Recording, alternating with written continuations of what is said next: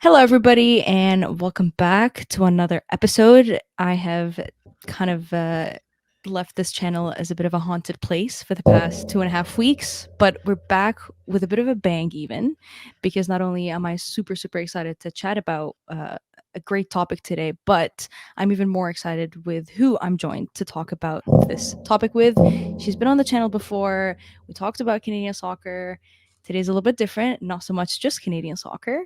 It is Shireen Ahmed, multi-platform sports journalist, a speaker, an activist, and most importantly, it's going to be a very handy topic today. She is an expert on Muslim women in sports. Shireen, welcome. How are you? Assalamu alaikum, my friend. I'm good. What's up, bro? I'm so excited to talk to you today. Thank you for having me and thank you for there's no place I would rather be than here talking about this with you because That is. this is the first time in my entire career I've spoken with a fellow sports writer, sports journalist about So Ramadan. so we're making a little history here today. Anything less would not be good enough. You are right. As Shireen just hinted at it right there, some of the topics that we'll be talking about today is obviously Ramadan. It is also currently March, the time of the filming, which is Women's History Month. If you didn't know, now you know. If you didn't know, it's been 27 days. So where you been? And it is also the year of the 2024 Paris Olympics. We got reminded of that just a few weeks ago, last week actually, with the football draw. So today, there's a lot on the agenda, and obviously Ramadan is going to be the first thing to talk about. And just quickly, for those who don't know what Ramadan is the holy month for Muslims around the world for approximately 30 days that participate in fasting. That is from sunrise to sunset, no food, and depends which kind of time zone you're on, but that probably is around 12 to 16 hours. Shireen, how's your Ramadan been? Alhamdulillah, it's been really good. And, this is the ninth month for Muslims in the lunar calendar. And just to add on to what Mariam's saying, it's not the same time of year every year, which is, I think, what confuses people because it doesn't follow a Gregorian calendar. It follows a lunar calendar, which pushes back 10 days, which means next year it'll be a little earlier in March, which means the fasts are a little bit shorter.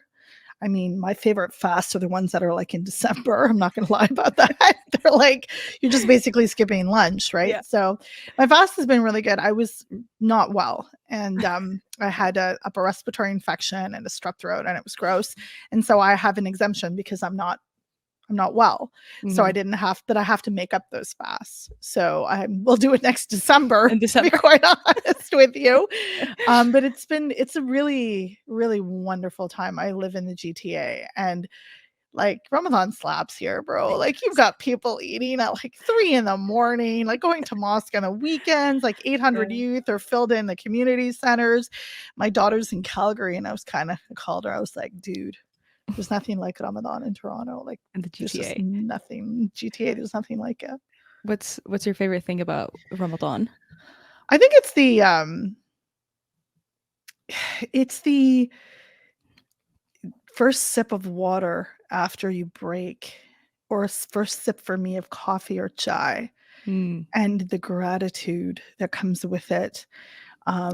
It's also literally being a physical example of hangry and then being tested, like avoiding swear words. And Mm. for me, that's a tough one.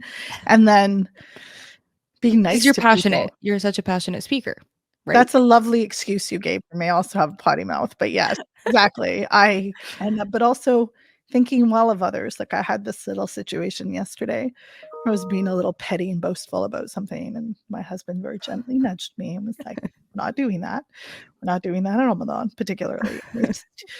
You it's a lot of inflection, and I really like that, and I think that's important. It's such a beautiful community time because you see other Mm. Muslims and you're like, "Hey, what's up?" You know?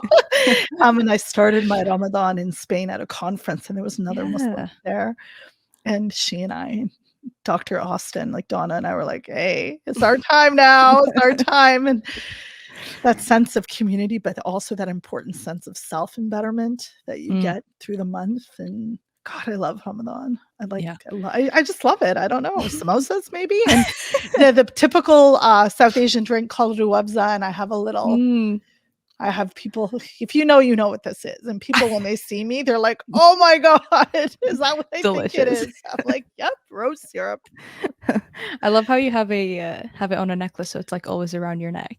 Yeah, it's my like Ramadan necklace now. I love it. A Ramadan friend of mine necklace. makes them, and she's a Muslim designer, and she makes really cute pieces. And I was like, she had little samosas Earrings for that then. earrings, and I was Samosa like, earrings. little samosa earrings. What about um, you?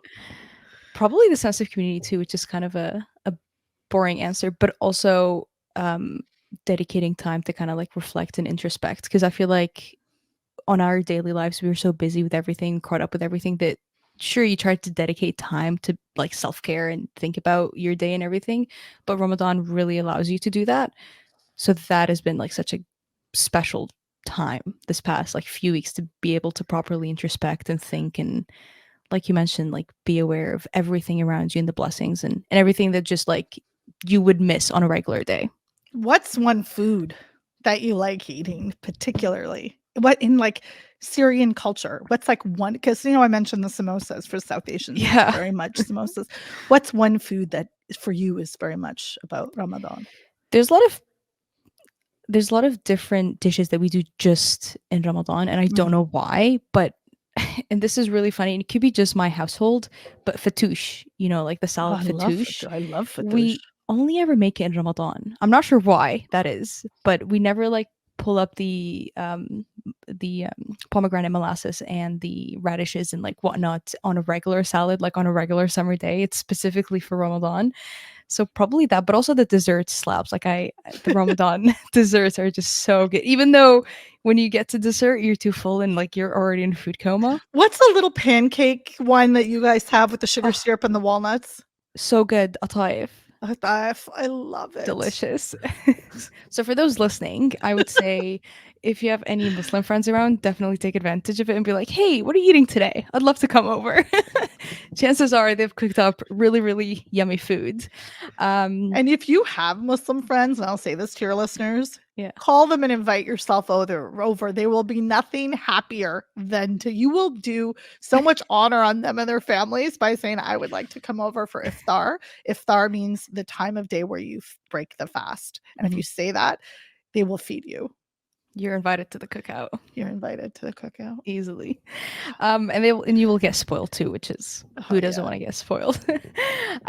But obviously, as we talk a little bit about Ramadan and fasting, obviously fasting is not an easy thing. Let's not deny that. Unless it's in December, maybe it's a little bit of a feasible thing to do.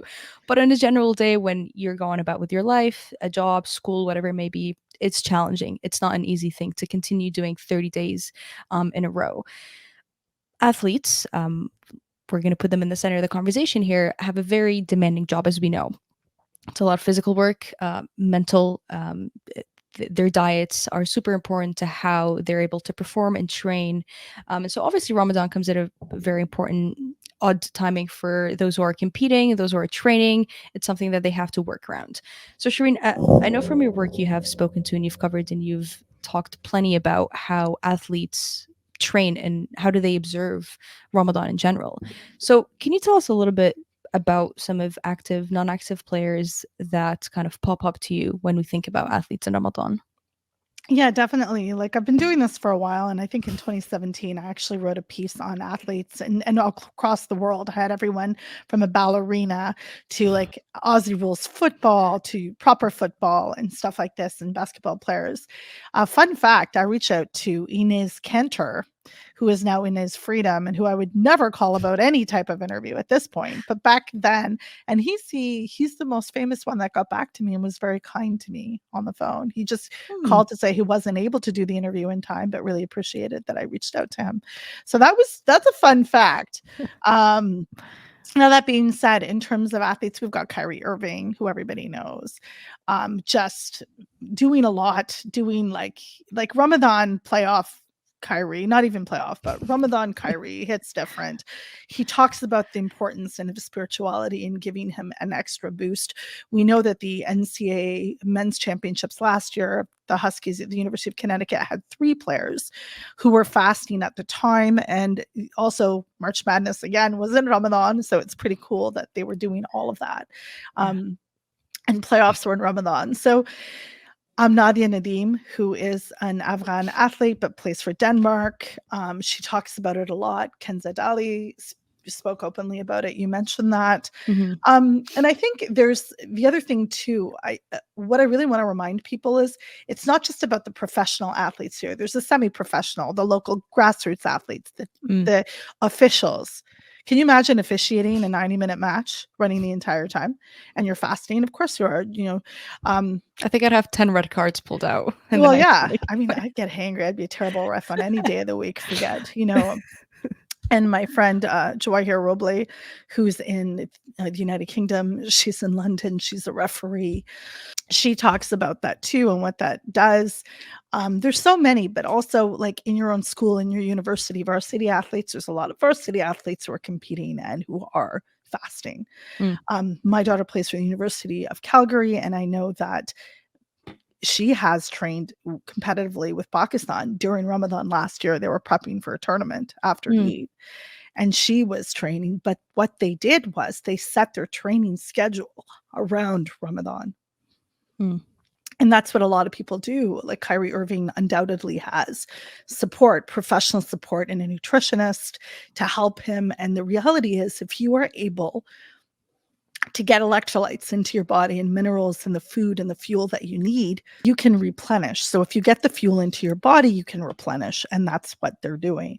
So whether that's working out at night or before the fasting starts at like 3 o'clock in the morning, which I know people do.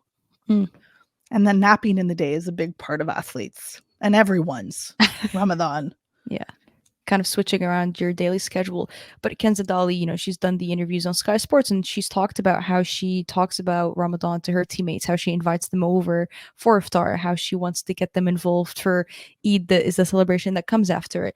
Nadia Nadim has, again, played in so many different leagues at some of the biggest stages in the world and has also spoken about how she works around her schedule. And Kyrie Irving, I mean, who doesn't know Kyrie Irving?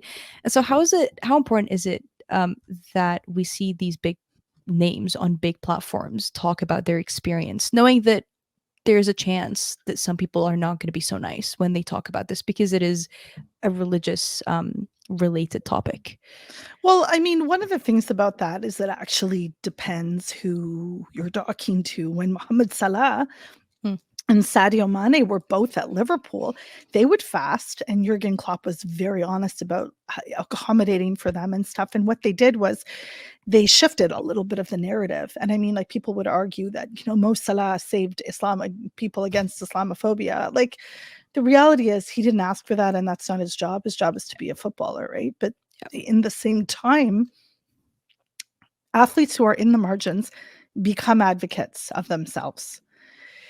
And that is something that they don't necessarily ask for. That happens along the way. Bilkis Abdul Qadir, who is a basketball player, former, college hooper, high scoring basketball player in Massachusetts, basketball history in high school, still has that record, beat Rebecca Lobo's record, still has it. It's unbeaten.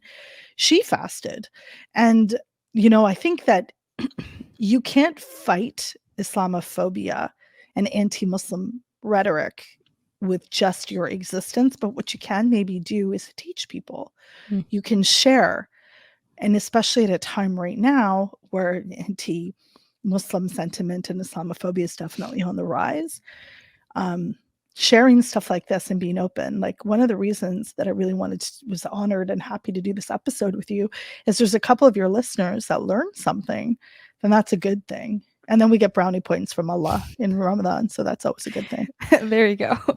I think as obviously for us, this is a topic that I think it's great to talk about. Like I think you and I both find lots of joy to talk about these stories and these experiences. But for I guess the bigger media that surrounds these players, like I think I was certainly a bit disappointed with how the WSL didn't actually talk about this as much this year. Last year, we actually saw a lot more interviews with the players, just social media content talking about how the league was going to be accommodating. Not so much this year, and it could be because of the timing of what's going on. But do you feel like there's almost a duty for the bodies around, in terms of the people covering and reporting, to talk about these athletes and actually their day-to-day experience and just what this month is about? Yeah, definitely. I mean, I think it's part of a lot of football journalists and football writers and sports reporters to talk about something, and it's an interesting storyline, but at the end of the day, a lot of people don't know. Mm. Um, I don't fault people for what they don't know. I get irritated with lazy reporting and lazy journalism. So if it's badly done, I would rather do it myself. And like, to be really honest with you, there's a reason why like I'm considered this global expert, because I was the one always doing it. And that comes from personal Yeah. experience. But just to say, the other day, my friend Lindsay Gibb, my co-host for Burn It All Down, we're on hiatus right now, but she's been a friend for a long time, a colleague for forever, and a friend for longer. She did a story about Jannah Issa, who was an Egyptian player who plays for, I want to say, what does she play? North Carolina State, I I think so. believe. Yeah. And she wears hijab, and Lindsay had called me just before she met her, Jannah. She called her Jenna. I'm like, it's actually Jannah, but okay. Yeah. Yes. And I don't know how she, and she's okay with people saying her name in whatever way, Probably. right? If she's yeah. She's in North Carolina State. I'm sure she's fine. Um, and I said, Lindsay, one of the most incredible things is I've noticed athletes, in particular who are Muslim, they wear their hijabs with pride. It's not an easy space to do that in. So if you ask her about it, she'll probably be really excited. And Lindsay's like, Shireen, she was thrilled. She was so excited. Talk to me about fasting, talk to me about training, talk to me about, being Egyptian. I'm like, oh, she's Egyptian, 100%. She's going to talk to you about being Egyptian. Like, we all know this. Yay, miss.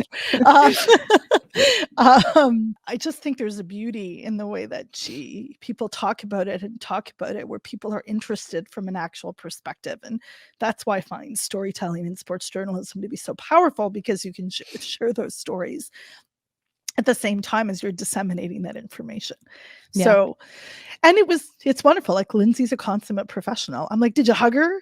Did you get a selfie? She's like, no, because that's not professional. So I was, joked with her about it. Um, so, there's so it's a good way to share stories and share things. And I see it more now, but do I see it more now because there's you and me in the space? Or we've had an impact on other people? Like, you know what I mean? That's $1 million question that I don't know if we have the right answer to it. But I think what's so cool, because I know the piece that you're referring to, and not only am I sure, and you mentioned it, that Jenna was absolutely thrilled to have somebody want to cover her experience, but I'm sure you two were so happy to actually get to talk about this and help a friend out. Because I know if I was in a situation like that and somebody is curious, like, of course, why would you shy away from answering that question? But you've referenced the NCAA, and we've slightly highlighted earlier that there's competitions that can happen during Ramadan, because Ramadan isn't always at the same time of the year. And that kind of adds another layer of competition. There's more media attention on the players, and sometimes there's questions about, if is the player fasting, is the player not fasting, and just that kind of like extra noise that's around it. But in that extra competition, why does that just make it that much different from kind of a regular friendly that the player's training for, to then trying to actually qualify for the upcoming Olympics?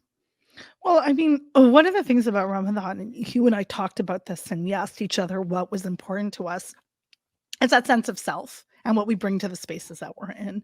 Now, if you're a competitive athlete, you want to win. And as much as it is about restraint, like if you're fasting and you're Muslim and you secretly go eat a chocolate bar and hide it, Allah doesn't strike you down with thunder. That's not how it works. Like, you're accountable to yourself. Like, you are the one.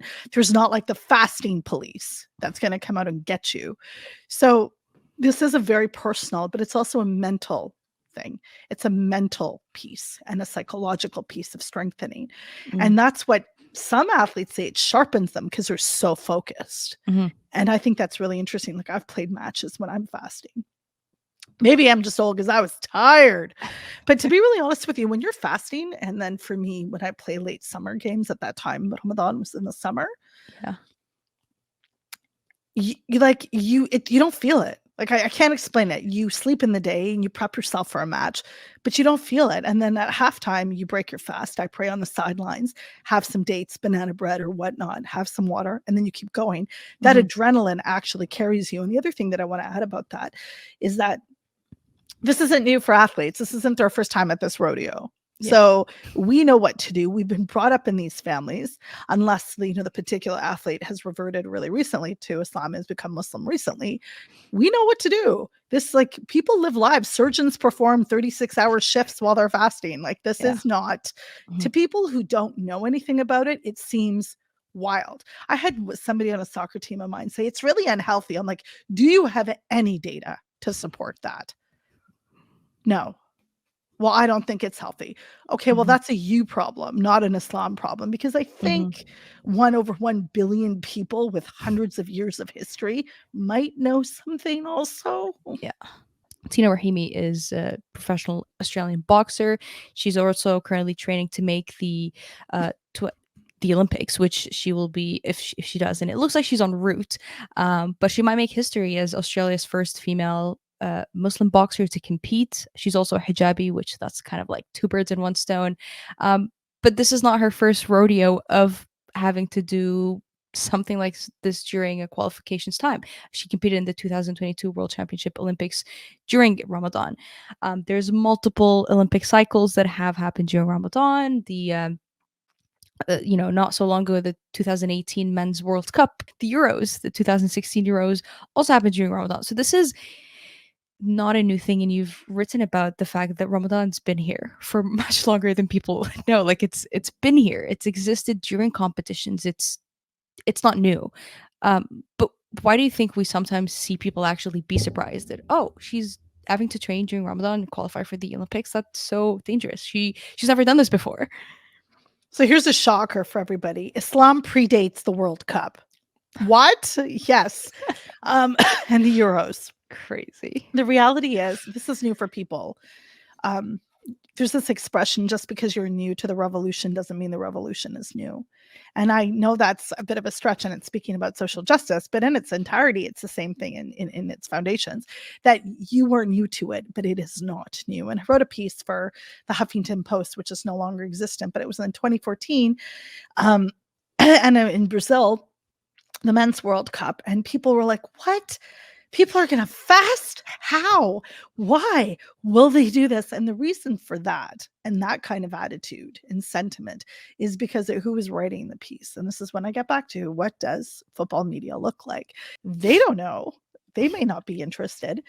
And I think it's really important to also highlight, in my research and work and reporting on this kind of stuff, Tina Rahimi's journey is different than Nadia Nadim's is going to be, which is different than Paul Pogba's is going to be, which is different than Sissoko's is going to be. So they're not all monolithic. They're very different. Mm.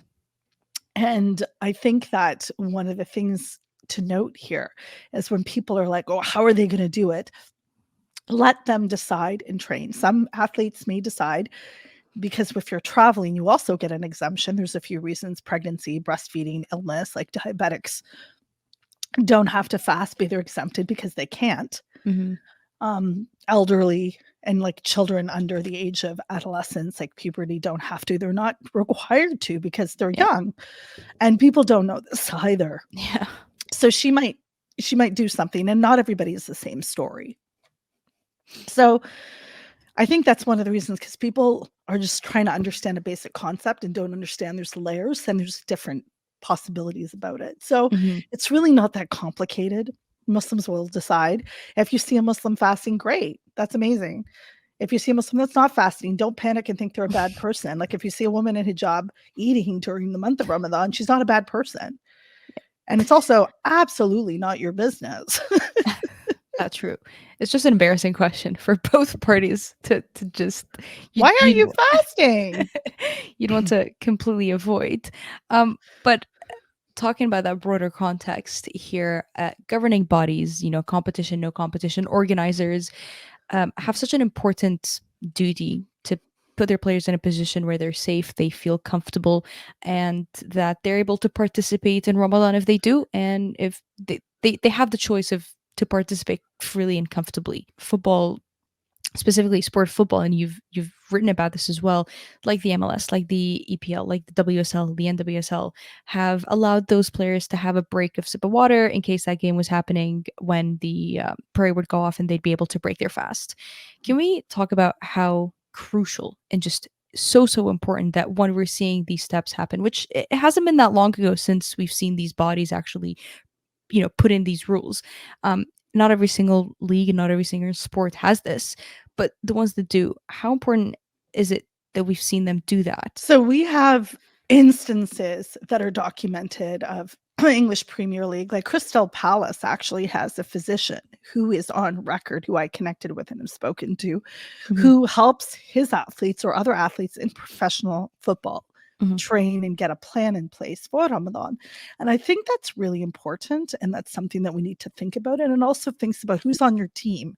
Do you have people from different communities that can add that input and that expertise? Um, we've seen it most certainly in Bundesliga. It went famous. This thing went viral. There was a ref who blew the whistle and just allowed a player just to take a sip of water, and he went right back at it. Yeah. He didn't stop and chill. Like, he's working. And this is the other thing. Muslims are incumbent to continue. It's not like we rest for 30 days. We, like, some people like to take the last couple of days of Ramadan if they can, 10. Not everybody has that opportunity. Some people have to work all the way up until Eid and on Eid. So Mm. not everybody is the same. Anyways, so that ref paused, and it was an awesome moment. Um, then we've seen things like, MLS, and that's really important. Like, it's like injury time. Like, it Yeah. just goes, you know what I mean? Like, just, Yeah.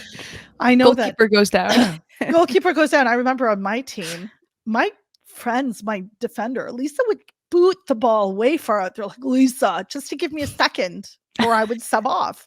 So, like, it's like when your hijab falls off when you're playing soccer. They just kick the ball out so you get a second to put it back on. It's like, Yeah. it really is not an inconvenience, and it's not hard to accommodate. It's really not. And with regards to, I know that Amina Ekich is a player that used to play for Louisville. And I interviewed her for Bernadette Town, and she told me about Ramadan. She's out there fasting fully when she Mhm. was playing for them, and she explained what it's like. And she just made it sound like, this is what I do. Like, this is just a part of who I am as an athlete. It's not complicated. And she said she got support of her team fully. And they're like, what do you need us to do for you? Which is Yeah. should be the adequate response, not like some federations. Which we will jump to in a moment. But I also quickly wanted to add that last year, Manchester United's woman nutritionist actually participated during the month of Ramadan and fasted. And I connected with her, and we didn't have an opportunity to bring an episode here. But I was like, just out of curiosity, like, what put you into this position to try and fast this? And she's like, well, we have two players on the team that are participating, and I, as a nutritionist, want to understand my players better, and how do I accommodate them? And I think you mentioned something so important, is that it's not so hard to accommodate. It's not a huge inconvenience. It's a little bit of injury time that gets added at the end. It's not going to kill the game. And it's not kind of clashing religion to sport, and it's really not all of that. But we will now, the people who say clashing religion to sports, and it's just recently surfaced. Well, it hasn't recently surfaced. I feel like it's always surfacing, but specifically during now the month of Ramadan, the French Federation has come out and mentioned that, in other words, they are not going to be supportive of players that are going to be fasting. If they want to fast, great. If not, then who cares? Are we shocked? This is my shocked face. Right here. This is my shocked face. I'm trying to be, I love doing this episode with you. And as soon as you said the word France, I was like, Yep, shocked face. yeah, shocked face. This is another extension of how France are absolute champions of anti-Muslim behavior. With such a fraught history of colonialism in West and North Africa, when some of your star players are literally from from those places, and identify as part of Muslim communities, why would you do this? Like, it's literally creating barriers where there don't need to be. being a Black Muslim in France is hard enough as it is, or a brown Muslim. And being in the spotlight and literally representing a country that hates you, I can't imagine how hard that would be. I've done a lot of work around France and football and hijab bans and women in sport. I have never been more discouraged in my entire life at intersections of racism and gender than I am about this. It is so hard, and I have so much solidarity and love for our sisters in France. Like our Muslim sisters or Arab sisters or Christian sisters, like racialized women, like so much love and solidarity, because this absolutely sucks. Not being able to play at all is oof. And you've mentioned it, like on the topic of France, if we're able to pivot a little bit to the Olympics, and the federation that's going to be there, they have an anti-hijab policy where a player, if they want to represent the French national team or play in the French league because it's under the FFF, they cannot be fielded on the pitch if they're wearing a hijab. And there's been probably an endless amount of players that have had to either genuinely stop playing professional football, quit even pursuing football, or as Lina Basuha, who had left. She's a PSG academy graduate, actually did play with the senior team, spent a few years in the French league, was representing France, and then when she started wearing the hijab, she couldn't play for club or country. So she is now in Saudi Arabia and has changed allegiance. She represents Algeria now. And so this is talent that was completely pushed away from the sports, from representing the country she grew up in, because of an anti-hijab policy. Also, don't forget Mahamadou Diawara, who left the under-19 French national team when he was told he can't fast and they won't support that. So obviously, I think, like, if we mention this, it's problematic, it's racist, it's Islamophobic. But I also get surprised when I see comments saying that no, this is not an issue. The FFF is protecting the sport because France is a secular country that should stay away from involving religion into sports. How do you respond to these comments? Okay, so first of all, the concept of France and wanting to uphold laïcité. Laïcité in English is secularism, okay? So secularism on its face, the separation of church and state and the lack of filtration of religious doctrine or ordinance in public spaces. I understand on its whole.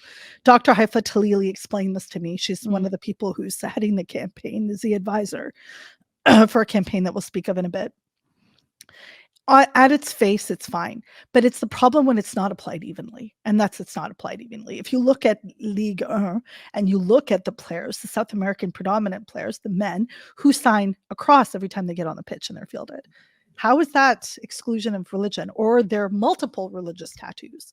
It's not. This is perfectly directed at Muslim women. It's about control of bodies, not allowing women to wear what they want. As I've said many times and even put on a t-shirt, forcing women out of clothing is as violent as forcing them into it. Both of those things are wrong, and they're not acceptable, and they're actually antithetical to principles and freedoms of charter of sport. And that's something else. And I just want to add, it's not only being fielded that France won't support, and won't support coaches, officials, staff members, anyone who wears a hijab. So it's not only about not being able to play, you can't have access or be adjacent to playing at all. You can't coach. What if you have a passion for being an official? Too bad. It's deeply sad. How much does it set the game backwards? Because in some ways, it kind of gives me shades of, when football was banned in England or Brazil, or Portugal, where you couldn't play because you were a woman. And here you can't hold a certain job in any sport related context in France because you're wearing a hijab. Like, how actually detrimental is that to the sport, especially at a time when we're seeing nations like Morocco thrive, and Morocco are in very good running to actually go to the Olympics. Nohela Benzina, who was the player to wear hijab at the World Cup, could be playing very much in France, which, like, could you just imagine how revolutionary that would be? But how much is the game kind of like stripped away from potential of growth when you have rules like this excluding players and talent away?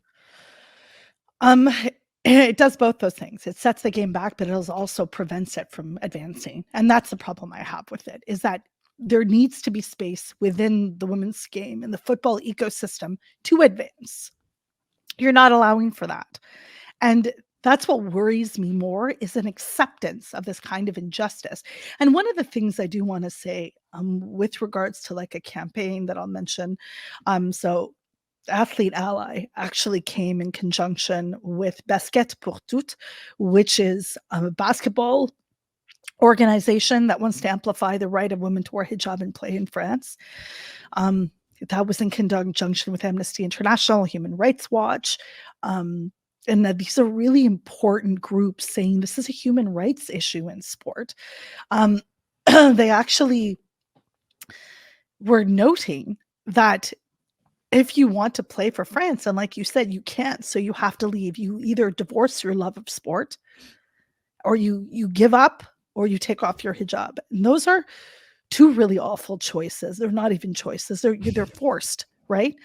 And the campaign drew attention recently and was signed by WNBA stars like Brianna Stewart. Stewie signed it. Alicia Clarendon, they signed it.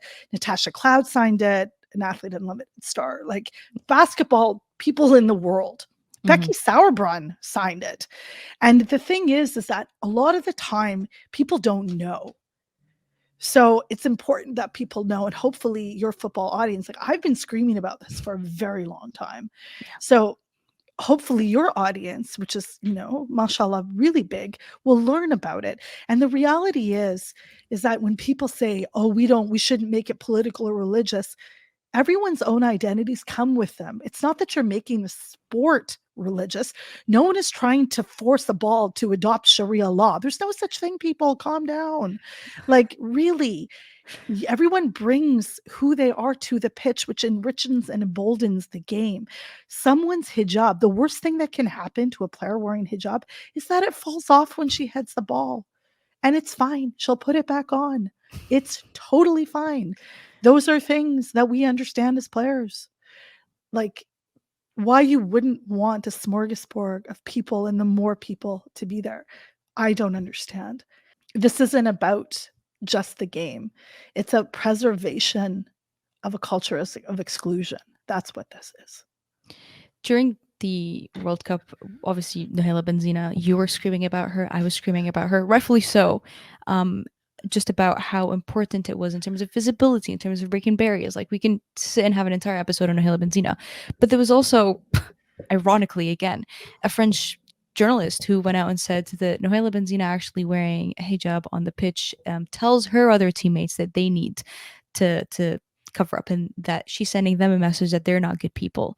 And I think in some ways it's good that we see these clips, because you get to understand how people view this. Like, why are people so against it? And it's because they have these ideologies that are so completely false. Like, it's really funny that people are projecting what Nohela is saying to her teammates. I guarantee you, I've interviewed that team when I was in Australia.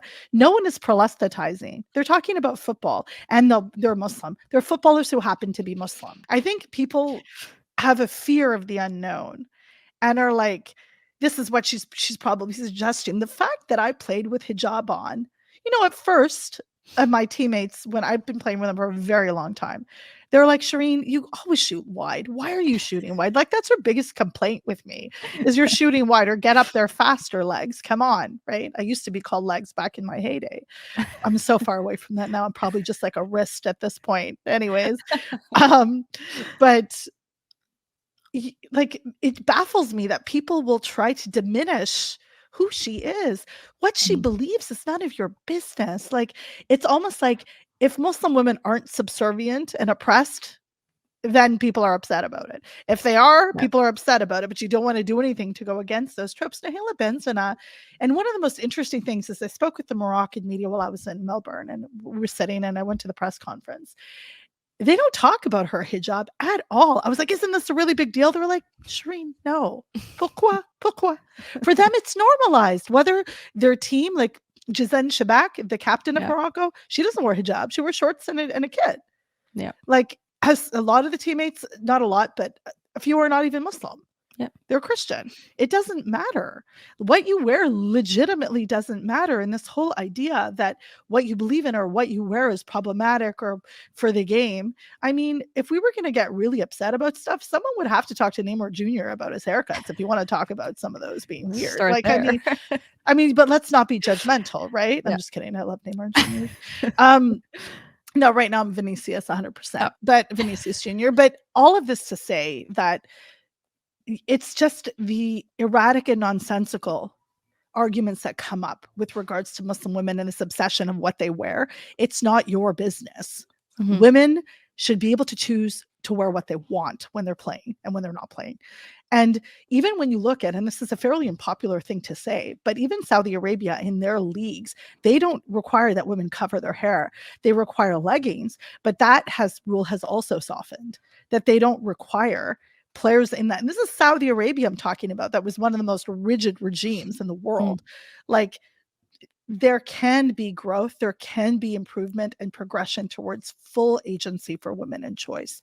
Why aren't we seeing that? It's hard to disagree with anything you've mentioned. And as reporters, and like we mentioned, people who are covering and talking about sports, we have a duty to, in some ways, actually get to understand what's happening, because these are really, really important events, and kind of they could be the turning point of a rule change in a sport. Before wrapping up France, I think it ties in really, really well with Women's History Month. How important is it that we not only celebrate the great victories that many women have had, um, as much as we actually get to talk about these critical topics, that there's still so much room to go, and there's so much more improvement to work with when it comes to our own women in sports. It's important to celebrate all the joys. Women's History Month. I was listening to Sheikha Tamara Gray is one of the scholars, Muslim scholars that I love, and I really, really adore her. She works with an organization called Rabata, which is based out of Minneapolis, her headquarters, and it's like spiritual learning that's based in women's scholarship. So it's like a very women-centered, it's a women-run organization that amplifies women's scholarly knowledge in faith. And she said, let's talk about women's studies. And we're having a conversation about feminism and Islam and stuff like this. And she's like, one of the first documented researchers of women's issues and studies was a Muslim woman 3 centuries after the Prophet, peace be upon him, who was researching muhaddith, like people who narrate religious traditions. That's women's studies. That's women's history. So this is not far from Muslim history either, of having and documenting women's contributions, and be they Muslim women or not Muslim women, recognizing that history is important. Lindsay Gibbs, who Yeah. I've referenced already, has a t-shirt that says Learn Women's History. I've learned this from Dr. Mira Rose Davis, from Dr. Brenda Yeah. Elsley, my beloved colleagues, Dr. Huma Hudfar, who's an Iranian academic whose work I definitely have scaffolded off of, Dr. Sirtaj Siglikoglu, Dr. Nida Ahmed. These are women who have been pivotal in amplifying and understanding sociology behind and history, cultural anthropology of contributions of women in sport.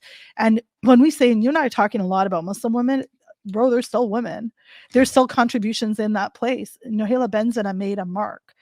Morocco, the team made a mark. It's important to recognize that and bookmark it, but also understand what came before, because they didn't show up in a day. They are standing on the shoulders of other people. And that's something really important in history and even in our tradition as Muslim women, to recognize what came before. We didn't invent this. I'm standing on the shoulders of greats. You tell me often that you're inspired by my work in this space. Like, it keeps going. And that's part of recognizing the joy. One of the questions later is like, who do I look up to? Literally you. Even though you are like 2 inches shorter than me, I still look up to you. Like, like Fadimu Olau and Miriam Walker Mm. Khan, who are at Sky Sports in the UK. Yeah. Look up to Reshman Chaudhry, who I love dearly in the UK as well. Like, here in this space, like the people that I'm surrounded by, my colleagues at CBC Sports, whom I love dearly and I learn from, like my colleagues at TMU, who I teach with. I look up to those women. I look up definitely to the Burn It All Down crew. I love them very dearly. Like Jessica Luther, like I just randomly text her and just to say I love you. And I'm so appreciative of her role in like all of, like, I have a picture of them right here. When I pray for them. I pray for people like Meg Linehan and Steph Yang and Sandra Herrera. I love them very dearly. I look up to them. I think I'm taller than all of those guys, Oh, but metaphorically speaking. 5'9" easily. Five, right? So I look up to the next generation. I'm very buoyed by the work being done in women's sport. Like, so I have a lot of people who I can look up to, look at, so many. Renee Hess, my best friend, who co-founded Black Girl Hockey Club. Marcia Gay Knight, another friend of mine. Like, there's a lot of people who I owe a lot to and I'm grateful for. So Think that's, there's still it's like a list of greatness that you've just mentioned there. It's like how do you even what do you Signa say after Butler. that? I was just texting today. Oh yeah, you're right. No, I think we're it's fantastic that during this month we are able to, like, I remember during the first day of March, I'm pretty sure I texted you and I was like, happy Women's History Month. Like, your work and this podcast probably wouldn't exist if it wasn't for your podcasts that I've listened to and your writing that I've listened to. So it's important to recognize, like you mentioned, those around us currently working with us, those who came before us, and there'll be many that will come after us too. Um, Inshallah. for next March 2025, next Women's History Month, what are some things that you hope that the women's sports sphere would have achieved? I hope the IOC takes a backbone stance against discrimination against Muslim women in France. I hope that that is elevated and amplified in ways that it could be. Basketball has a thriving culture in France. It really does. And I want that to happen. Diaba Konate is a D1 player who plays for UC Irvine, and she can't play for home. She can't play for France, which breaks my heart. I want that. I want that injustice to stop. There's so much and so many ways that this doesn't have to happen. And it's not difficult. And I want that. I also would love to know more about all the Canadian professional leagues by next 2025. Hopefully we should. I have no patience. I'm like, I need to know. I hope I am, I do a lot more reporting and writing on certain things. I hope a lot of things. I hope I'm still doing some fun storytelling. Yeah. I hope a lot of things. I just want more growth. I hope all of these things come true. I hope the injustices that you've mentioned are not there by next March. I know most definitely you and I will celebrate that, be it March, before March, or after March. Can I say one more thing? Of course. Because I wrote about it recently. I want women in Afghanistan to be able to have access to sport as well, because they don't. And I wrote a column about this a couple of weeks ago. There's some Afghan athletes calling for the boycott of Afghanistan and exclusion because they're gender apartheid. I hate that too. And I don't see sport without justice. I just don't. And I love it. And I want it to be there because I think it's a vehicle for that. There's so much sport brings so much happiness that it'd be unfair for people to not be given a chance to experience that just because of something they can't control, be it gender, if they choose to follow a certain religion. I will leave this piece that Shireen is referencing down below. I'll also leave Lindsay's piece that we have brought up multiple times. Check out the blog, check out everything she writes. It's incredible. It's brilliant. So is a lot of Shireen's work, which I will be leaving everything down below. If you don't head there, it's kind of boring. You're going to end up in a good rabbit hole. Trust me. Shireen, thank you so, so much for joining me today to talk about so many things that I'm so extremely passionate about. There's definitely nobody else that I could have chosen to talk to about this. Ramadan, France, women in sports, Women's History Month, all of it. I love it. And I'm so glad I got to share this conversation with you. Yeah, thank you so much for having me and being so open to it. I am honored to be here. You're like, I'm so proud of you and what you've done. I mean, I want to see you with I didn't want to say this, but inshallah, I want you to have your own like standalone, like huge show like you do already. But like, I'd love you to have like 15 staff and like merchandise. And then when I call you, one of your two personal assistants call me back like, sorry, she's busy right now. That's what I want. You know what? I hope so too. I feel like if I'll have a co-host or a co-show, I think it might just be you. Who knows? Oh, Um, you're so kind to say that. Like the work oh, that you've done also, and I want to give you your flowers.